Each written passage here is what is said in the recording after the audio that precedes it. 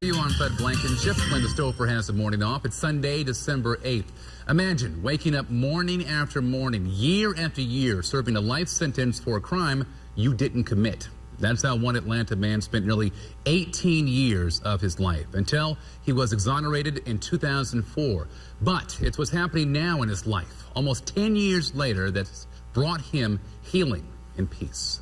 I think God just carried me on through with me. After I reestablished my faith in it, I knew then God had a purpose for me. They were having the hearing. I didn't know what the hearing was about. All I remember the judge saying that you're free to go.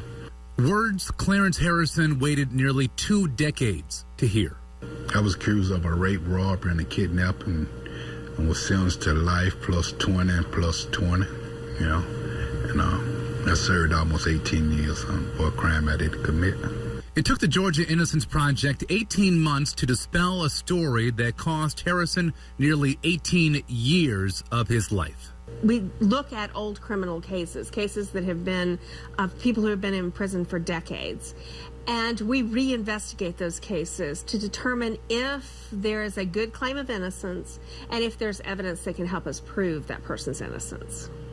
They found both in Harrison's case, and since their work began in 2002, the Georgia Innocence Project has helped to exonerate 4 other falsely accused men.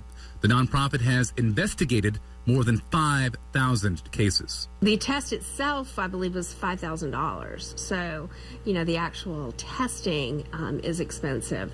So when Melanie Hammett, a performing songwriter, began volunteering for the Georgia Innocence Project, Maxwell came up with a way to raise money for the struggling organization. So we sat down with Clarence, had never met him, he'd never met us, and 3 hours later, we had a story and a conversation that was not just one song. It was not just 2 songs. It is now 12 songs and counting. Do not assume you know who's guilty.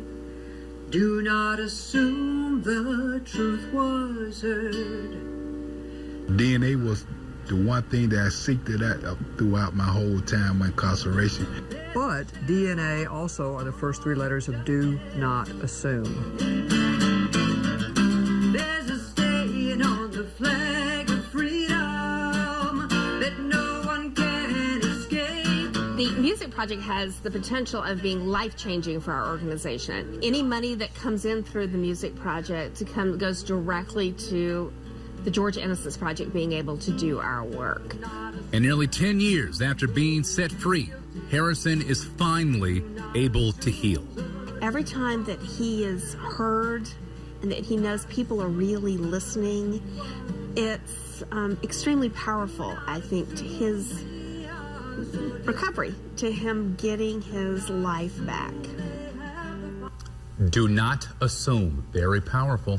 And when you download any of the songs or purchase the CD Life 2020, every dollar goes to the Georgia Innocence Project. You'll find a link on our website at WSBTV.com and then go to the community